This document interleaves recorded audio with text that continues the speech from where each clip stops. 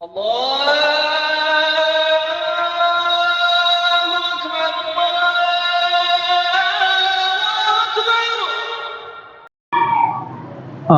بالله من الشيطان الرجيم. بسم الله الرحمن الرحيم.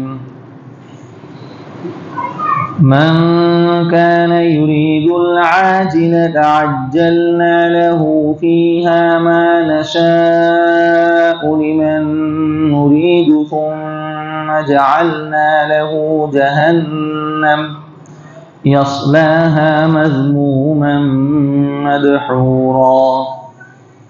ومن أراد الآخرة وسعى لها سعيها وهو مؤمن فأولئك كان سعيهم مشكورا. كلا نمد هؤلاء وهؤلاء من عطاء ربك وما كان عطاء ربك محظورا. انظر كيف فضلنا بعضهم على بعض وللآخرة أكبر درجات وأكبر تفضيلا. صدق الله العظيم.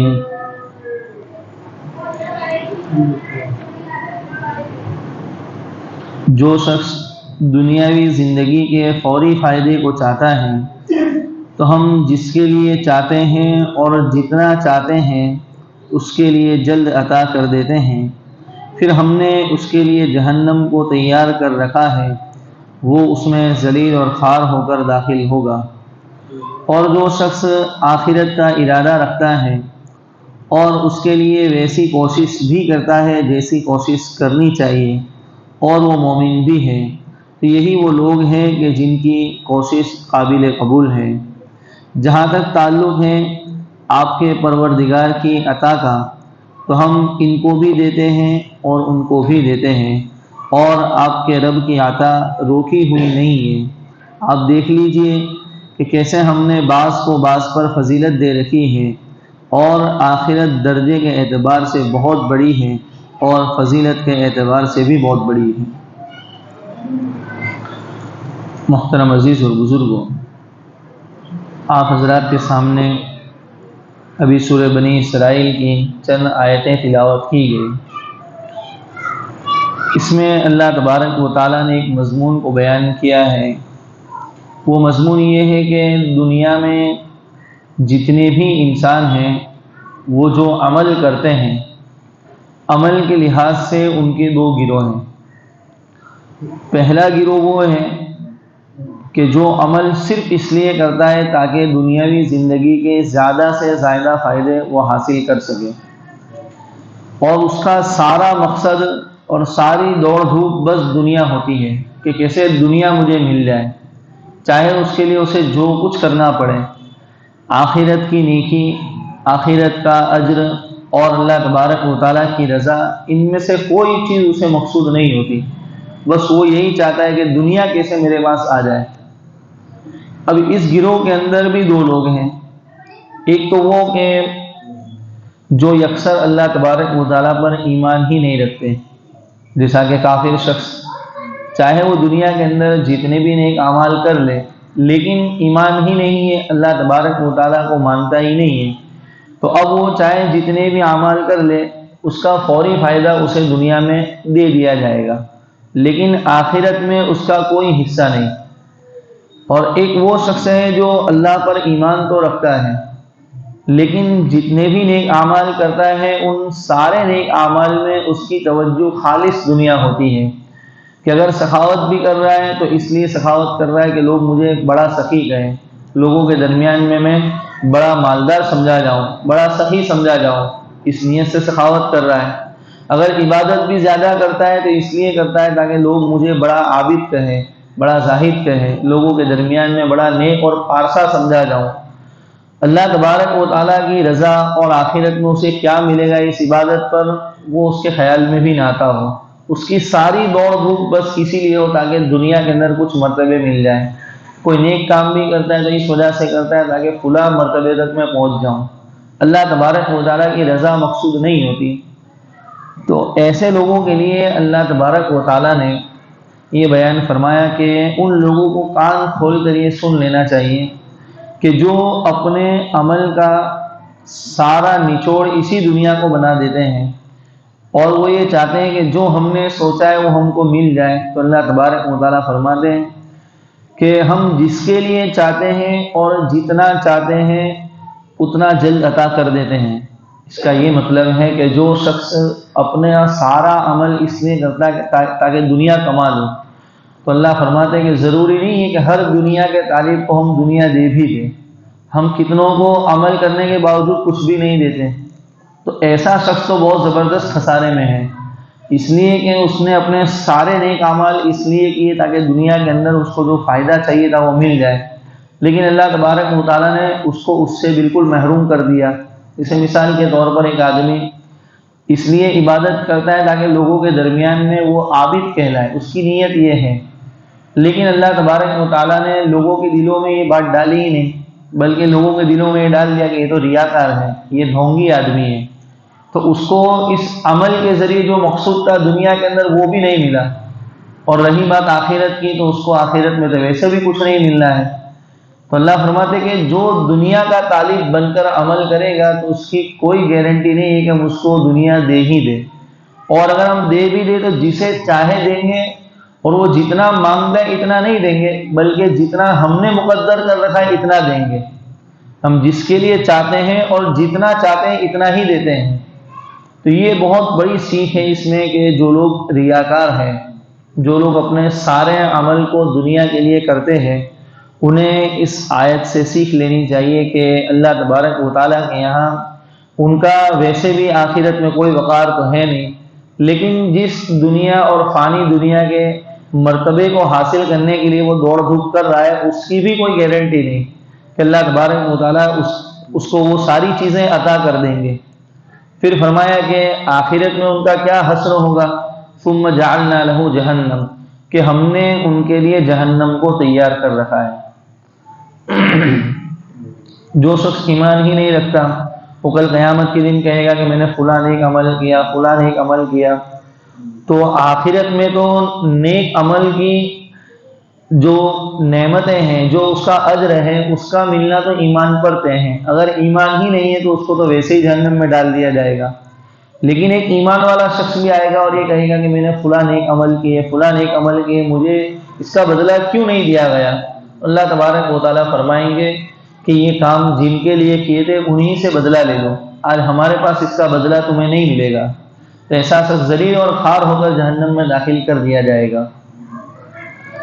اس کے بعد دوسرا گروہ اللہ تبارک و تعالیٰ بیان فرماتے کہ وَمَنْ أَرَادَ الْآخِرَةَ وَسَعَى لَهَا سَعْيَهَا وَهُوَ مُؤْمِنٌ، کہ جو آخرت کا ارادہ رکھتا ہے، یعنی جو بھی نیک عمل کرتا ہے اس کی نیت یہ ہوتی ہے کہ اللہ تبارک و تعالیٰ مجھ سے کیسے راضی ہو جائے، اور آخرت کے اندر میری آخرت کیسے سنور جائے، آخرت کے بلند درجات کو میں کیسے پالوں، تو اس کی یہ نیت ہوتی ہے۔ اور پھر نیت بھی خالی نہیں، اس کے ساتھ وہ ویسی کوشش بھی کرتا ہے جیسی کوشش کرنی چاہیے۔ اور تیسری ایک شرط وہ مومن، کہ وہ مومن بھی ہے۔ دیکھیے کہ کسی بھی عمل کے قابل قبول ہونے کے لیے اللہ تبارک و تعالیٰ نے اس آیت کریمہ کے اندر 3 شرطیں بیان کی۔ اگر ان 3 شرطوں میں سے ایک شرط بھی فوت ہوگی تو وہ عمل بھی قابل قبول نہیں ہوگا۔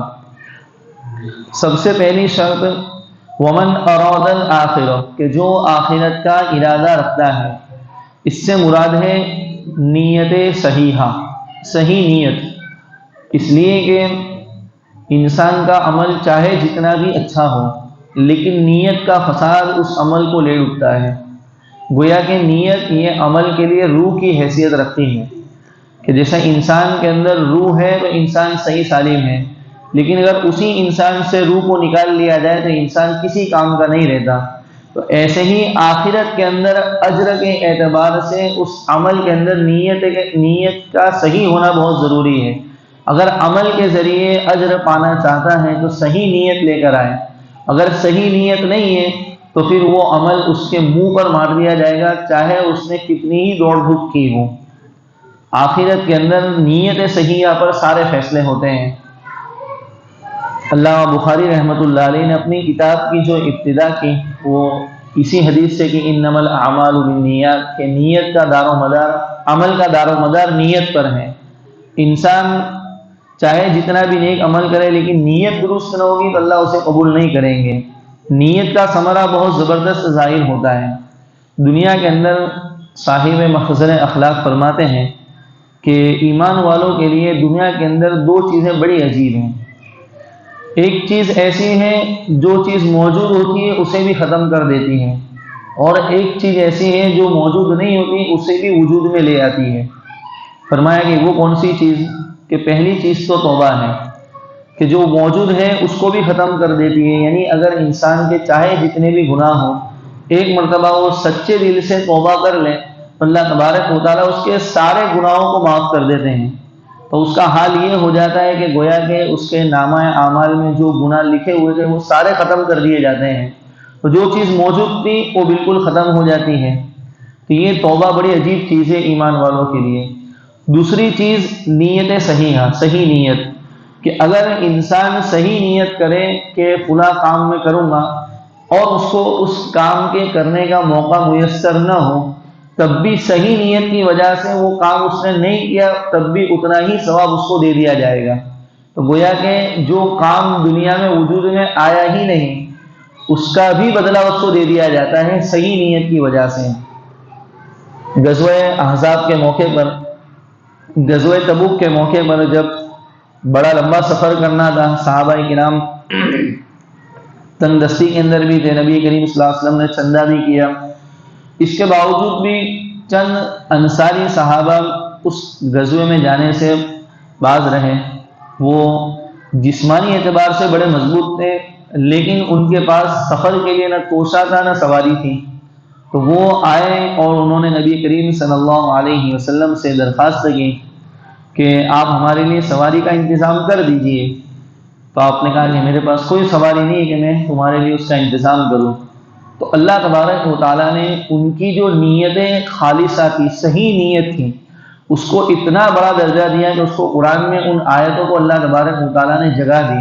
فرمایا وَلَا عَلَى الَّذِينَ إِذَا مَا أَتَوْكَ لِتَحْمِلَهُمْ، کہ ان لوگوں پر کوئی حرج نہیں ہے جب وہ آپ کے پاس آئے اور انہوں نے یہ عرض کیا کہ آپ ہمارے لیے سواری کا انتظام کر دیجئے، تو آپ نے جواب دیا قُلْتُ لَا أَجِدُ مَا أَحْمِلُكُمْ عَلَيْهِ، کہ میں ایسی کوئی سواری نہیں پاتا کہ جس پر تم کو سوار کر سکوں۔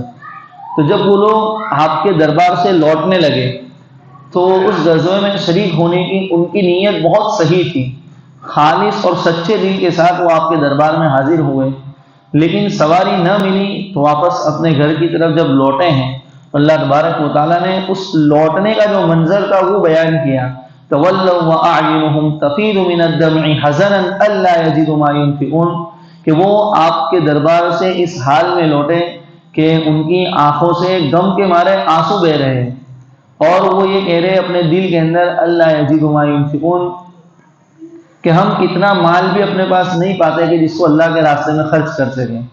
یعنی آج اگر ہمارے پاس بھی کچھ مال ہوتا، سواری ہوتی، تو جس طرح یہ دیگر ہمارے رفقا آج غزوے میں شریک ہونے کے لیے جا رہے ہیں تو ہم بھی اس فضل اور اس کمال کو حاصل کرتے ہیں، لیکن آج ہمارے پاس وہ چیزیں نہیں ہیں، تو ان کو بڑا غم ہوا۔ جب غزوہ تبوک سے واپسی ہوئی، نبی کریم صلی اللہ علیہ وسلم تمام صحابہ کو لے کر بیٹھے تو آپ نے فرمایا کہ تم میں سے کچھ لوگ ایسے بھی ہیں کہ جو تمہارے ساتھ اس غزوے میں شریک نہیں تھے، لیکن اللہ تبارک و تعالیٰ نے ان کی صحیح نیتوں کی وجہ سے انہیں وہی اجر دیا جو غزوے میں شریک ہونے والوں کو دیا گیا۔ تو یہی 7 انصاری صحابی تھے جن کی صحیح نیت کی وجہ سے اللہ تبارک و تعالیٰ نے انہیں وہ اجر عطا فرمایا۔ بنی اسرائیل میں سے ایک آدمی ایک ریت کے ٹیلے کے پاس سے گزرا، اور اس وقت اس کی قوم کے اندر قحط سالی کا زمانہ چل رہا تھا، تو اس نے اس ریت کے ٹیلے کی طرف حسرت بھری نگاہ کرتے ہوئے دیکھا اور کہا کہ کاش کہ اگر یہ ریت کا ٹیلا اناج کا ہوتا اور یہ میرے قبضے میں ہوتا تو میں ساری قوم میں اس کو تقسیم کر دیتا، لوگوں کی بھوک مٹا دیتا۔ تو اللہ تبارک و تعالیٰ کو اس کی یہ نیک نیتی اتنی پسند آئی کہ وقت کے نبی کو اللہ نے وحی کر کے فرمایا کہ اس بندے کو آپ کہہ دیجئے کہ اللہ نے تیری اس نیت کو قبول کر لیا، اور تجھے جتنا وہ غلہ اگر تو تقسیم کرتا تو جتنا ثواب تجھے ملتا، اتنا اس نیک نیتی کی وجہ سے اللہ تبارک و تعالیٰ نے تجھے وہ ثواب عطا فرمایا۔ تو نیت کا بڑا دار و مدار ہوتا ہے عمل کے دخل کے اندر، اس لیے سب سے پہلے ہماری نیتوں کو ہمیں درست کرنا چاہیے۔ حضرت مولانا یونس صاحب جونپوری نور اللہ مرقدہ، کئی سالوں سے آپ حضرت مولانا زکریا رحمۃ اللہ علیہ کے خلیفہ بھی تھے اور شاگرد رشید تھے، کئی سالوں سے بخاری کا درس دیا، بڑی محنت سے بخاری پڑھائی، اور دنیا کے اندر آپ سے بڑا کوئی محدث اپنے وقت میں نہیں جانا جاتا تھا۔ وہ مقام اللہ تبارک و تعالیٰ نے انہیں عطا فرمایا تھا حدیث کے اندر۔ زندگی کے کچھ آخری سال تھے، 3 یا 4 سال انتقال سے پہلے، جب ان کے طلباء نے ان سے سوال کیا ایک مرتبہ کہ حضرت آپ کتنے سال سے بخاری پڑھا رہے ہیں، بخاری شریف پڑھاتے ہوئے آپ کو کتنے سال ہو گئے؟ تو حضرت نے روتے ہوئے جواب دیا کہ میاں یہ کیا پوچھتے ہو کہ کتنے سال سے پڑھا رہے ہیں، کہ اب ہم تو یہ تمنا کرتے کہ اللہ تبارک و تعالیٰ اس کو قبول کر لے، ورنہ ہم 50 سال بھی پڑھا لیں، اللہ قبول نہ کرے تو ہمارا یہ پڑھنا پڑھانا سارا بیکار ہو جائے گا۔ یعنی وقت کا وہ محدث کہ جس کو دنیا مانتی ہے حدیث کے باب کے اندر، حدیث کے میدان میں اس کا کوئی مقابل نہیں، ایسا آدمی انتقال کے قریب ہے لیکن دل میں اپنی نیت کو ایسا زبردست جمائے ہوئے ہیں کہ ہر وقت یہ خیال رہتا ہے کہ اللہ قبول کرے گا بھی کہ نہیں کرے گا، ورنہ ہمارا پڑھنا پڑھانا بیکار نہ ہو جائے۔ کیسی زبردست نیت کے اوپر دھیان اور توجہ ہو گئے۔ تو یہ اللہ تبارک و تعالیٰ نے عمل کے لیے پہلی شرط رکھی۔ پھر دوسری شرط کہ وہ سعی لہا سعیہا، کہ وہ اس عمل کے لیے ویسی کوشش بھی کرے جیسی کرنی چاہیے۔ اس میں بہت سارے اقوال ہے کہ کوشش سے کیا مراد ہے۔ تو ایک تو یہ ہے کہ انسان صرف نیت کر کے نہ بیٹھ جائے، جب موقع ملے تو اس عمل کو کرے بھی۔ جیسا کہ ہم میں سے ہر شخص کی یہ نیت ہوتی ہے کہ اللہ تبارک و تعالیٰ مجھے ایسی موت دے کہ کسی بندے یا بندی کا مجھ پر حق نہ ہو، اللہ بھی مجھ سے راضی ہو، اللہ کے رسول بھی مجھ سے راضی ہو، جمعہ کا دن ہو، مدینے کی سرزمین ہو، ایسی جگہ پر مجھے موت آئے۔ یہ ہم سب کی نیک نیت ہوتی ہے، ہر انسان کی۔ تو لیکن کیا اس نیت کی وجہ سے ہر ایک کے ساتھ یہ معاملہ ہوتا ہے؟ نہیں ہوتا، اس لیے کہ نیت کے ساتھ اس نیت جیسا عمل کے اندر کوشش کرنا بھی شرط ہے، ایسی زندگی گزارنا بھی شرط ہے۔ خالص اگر آدمی نیت کر لے کہ مجھے فلاں مرتبہ مل جائے، میں اللہ کا بڑا ولی بن جاؤں، تو اللہ کا بڑا ولی ایسے ہی نہیں بنا جاتا۔ ولی جس چیز کے لیے اس دنیا کو چھوڑ کر اللہ کی رضا کے لیے جو محنتیں کرتے ہیں، وہ محنت اگر وہ بندہ کرے گا تو اللہ اسے بھی وہ اعمال کا بدلہ ضرور عطا فرمائے گا۔ تو کہنے کا مطلب یہ کہ خالص نیت سے بھی کچھ نہیں ہوتا، جب موقع ملے تو عمل بھی کرنا چاہیے، اور اس عمل کو کیسا کرنا چاہیے؟ تو کتابوں میں لکھا ہے کہ صاحب شریعت نبی کریم صلی اللہ علیہ وسلم کی سنت کے مطابق کرنا چاہیے۔ اگر کوئی آدمی چاہے جتنا نیک عمل کرے لیکن وہ سنت کے خلاف ہوگا تو اللہ تبارک و تعالیٰ کے یہاں قابل قبول نہیں، چاہے اس کی نیت کتنی ہی اچھی ہو۔ جیسے مثال کے طور پر ایک آدمی صبح کے وقت آ کر یہ کہتا ہے کہ ابھی میں بہت چست ہوں، میں فجر کی 2 رکعت جو فرض ہے اس کے بدلے میں 4 پڑھوں گا، تو آپ بتلائیے کیا اس کی نماز قبول ہوگی؟ یقیناً اس کی نیت میں کوئی شک نہیں ہے، وہ اللہ کو راضی کرنا چاہتا ہے کہ میں 2 کی بجائے 4 رکعت پڑھوں گا، تو اس میں سجدے بھی زیادہ ہوں گے، رکوع بھی زیادہ ہوگا، قرات بھی زیادہ کرے گا، لیکن پھر بھی اس کا وہ عمل قابل قبول نہیں ہوگا، اس لیے کہ سنت کے مطابق نہیں ہے۔ شریعت نے جو چیز ہمارے اوپر فرض کی وہ 2 ہی کی ہے، اب اگر وہ 12 بھی پڑھے گا تب بھی قبول نہیں ہوگی، 4 تو بہت دور کی بات۔ تو اگر کوئی انسان کتنی بھی نیک نیت کر لے لیکن وہ عمل سنت کے مطابق نہیں ہوگا تو اللہ تبارک و تعالیٰ کے یہاں قابل قبول نہیں ہو سکتا۔ پھر تیسری چیز صاحب روح المعانی نے اسی کے اندر بیان کی عمل کے متعلق، کہ اس عمل کے اندر استقامت بھی ہونی چاہیے۔ عمل کے اندر استقامت کے ایسا نہ ہو کہ آج ایک عمل کیا کل نہیں کیا، کچھ دن کیا کچھ دن چھوڑ دیا۔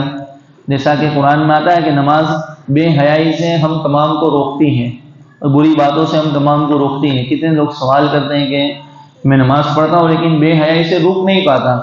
اس کے بہت سے جوابات میں سے ایک جواب یہ بھی ہے کہ انسان اپنی نماز میں غور کرے، من چاہی تو پڑھی، من چاہی تو نہ پڑھی۔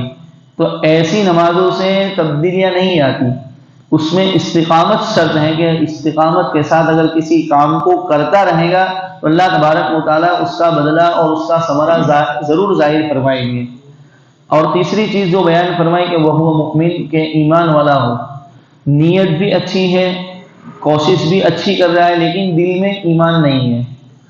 آج کل ہمارے جو نوجوان جو طلبہ ہیں جو کالج وغیرہ میں جاتے ہیں، اکثر ان کے ساتھ ایک سوال ضرور پیش آتا ہے۔ ابھی جو پتھر والی میں نوجوانوں کا جوڑ رکھا گیا تھا، اس میں جتنے بھی کالج کے طلبہ آئے تھے انہوں نے ایک سوال ضرور کیا کہ جب ہم پڑھتے ہیں تو ساتھ میں غیر مسلم طلبہ بھی پڑھتے ہیں، تو وہ یہ سوال کرتے ہیں کہ تمہارے اسلام کے اندر ایک بات ہمیں سمجھ میں نہیں آتی کہ ایک انسان دنیا میں جتنے بھی اچھے عمل کر لے لیکن اس کے دل میں ایمان نہیں ہے تو وہ جنت میں نہیں جائے گا۔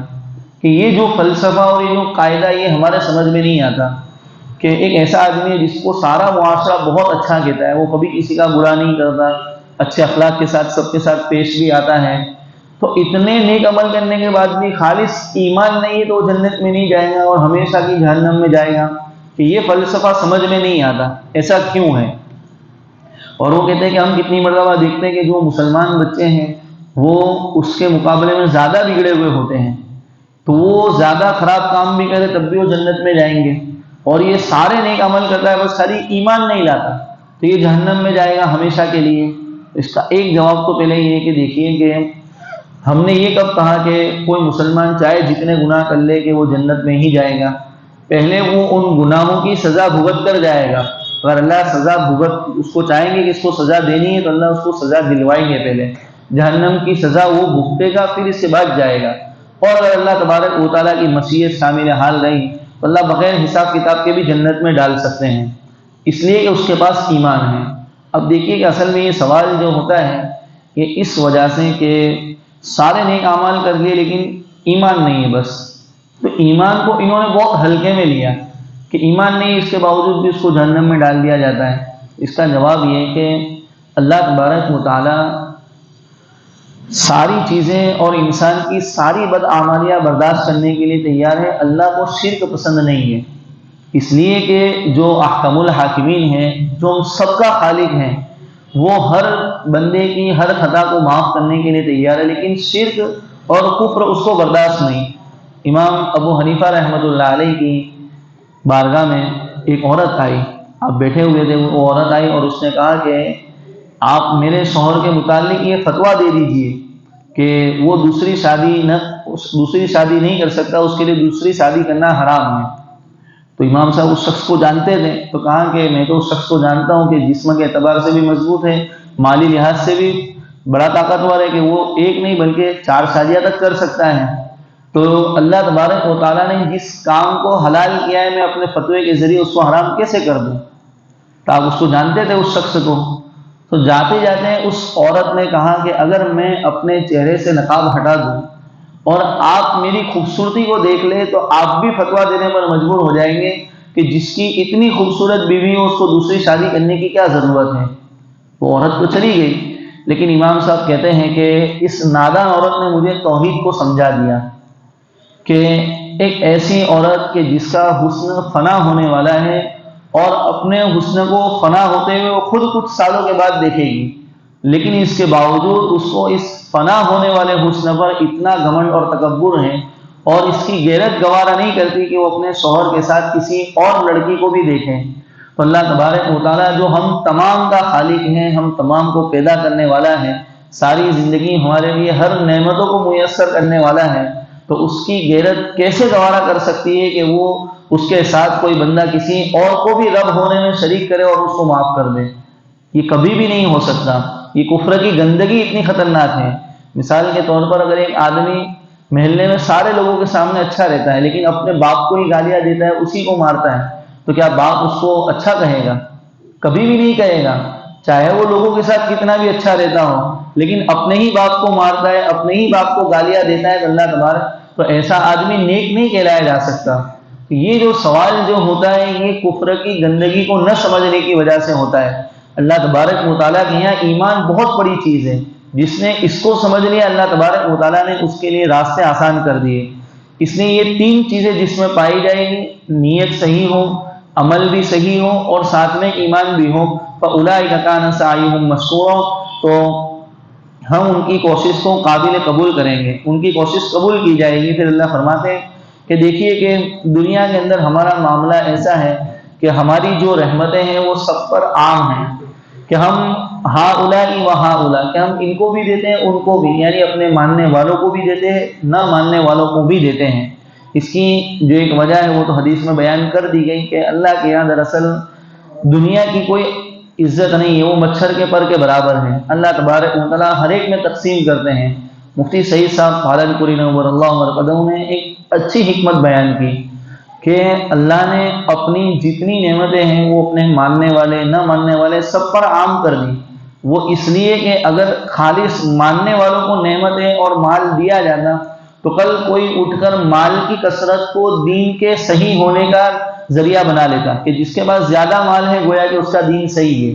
تو اللہ نے اس تقسیم کو ہی ختم کر دیا کہ کسی کے پاس اگر مال زیادہ ہے تو وہ اللہ کی رضا کی علامت نہیں ہے، اس کی نیت، اس کا عمل اور اس کا ایمان دیکھا جائے گا۔ اللہ کے یہاں یہی شرطیں ہیں۔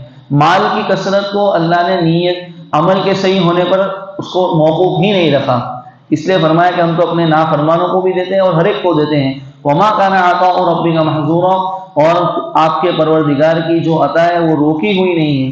پھر فرمایا کہ ہم نے دنیا کے اندر کچھ درجے بنا رکھے ہیں کہ کسی کو ہم نے صحت دی، کسی کو صحت نہیں دی، کسی کو علم دیا، کسی کو نہیں دیا، کسی کو مال دیا، کسی کو نہیں دیا، کسی کو عہدہ دیا، کسی کو نہیں دیا۔ تو یہ ہم نے دنیا کے اندر درجے بنا کر رکھے ہیں۔ تو ایسے ہی عمل کے لحاظ سے کل قیامت کے دن جنت میں بھی درجے ہوں گے، کہ جنت درجے کے اعتبار سے بھی بہت بڑی ہے، فضیلت کے اعتبار سے بھی بہت بڑی ہے۔ حدیث میں آتا ہے کہ جو لوگ کم درجے کے ہوں گے جب وہ اوپر والے درجوں کو دیکھیں گے تو ان کا حال یہ ہوگا جیسا کہ ایک شخص زمین پر بیٹھ کر آسمان کے ستاروں کو دیکھتا ہے تو اس کو کتنا چھوٹا نظر آتا ہے، تو وہ اونچے درجے والوں کو اس طرح دیکھیں گے، چھوٹے درجے والے۔ لیکن اس میں اللہ تبارک و تعالیٰ کی ایک رحمت یہ ہوگی کہ جس کو جنت کا جو درجہ مل جائے گا وہ اس میں اتنا خوش ہوگا اور یہ سمجھے گا کہ جتنا جو جنت کا حصہ مجھے ملا ہے شاید اتنا کسی کو نہیں ملا۔ اللہ تبارک و تعالیٰ وہ غم کو ہی دور کر دے گا کہ اس کو مجھ سے زیادہ ملا ہے، اس کو مجھ سے زیادہ ملا۔ دنیا کے اندر انسان بہت سی نعمتوں کے باوجود بھی اسی وجہ سے غم میں رہتا ہے کہ مجھے جتنا ملا اس سے زیادہ تو اس کے پاس ہے، تو اس کو غم ہو جاتا ہے۔ اللہ اس غم کو ہی ختم کر دیں گے، اس حتیٰ کہ دنیا میں جو سب سے اخیر میں جنت میں جائے گا وہ یہ سمجھے گا کہ مجھے جو جنت ملی وہ کسی کو نہیں ملی، وہ یہ سمجھے گا سب سے بڑی جنت مجھے ہی دی گئی ہے۔ تو اللہ تبارک و تعالیٰ نے آخرت کے اندر درجے بھی رکھے ہیں اور اس درجے کے لحاظ سے ہر ایک کو اس پر فائز بھی کیا جائے گا۔ اللہ عمل کی توفیق عطا فرمائے۔ اللهم لك الحمد كله ولك الشكر كله ولك الملك كله وبيدك الخير كله وإليك يرجع الأمر كله. اللهم لا أحصي ثناء عليك أنت كما أثنيت على نفسك. اللهم صل على سيدنا محمد وعلى آل سيدنا محمد وبارك وسلم. ربنا ظلمنا أنفسنا وإن لم تغفر لنا وترحمنا لنكونن من الخاسرين. ربنا آتنا في الدنيا حسنة وفي الآخرة حسنة وقنا عذاب النار. اللهم إنا نسألك العافية والمعافاة في الدنيا والآخرة. ربنا تقبل منا إنك أنت السميع العليم وتب علينا يا مولانا إنك أنت التواب الرحيم برحمتك يا أرحم الراحمين.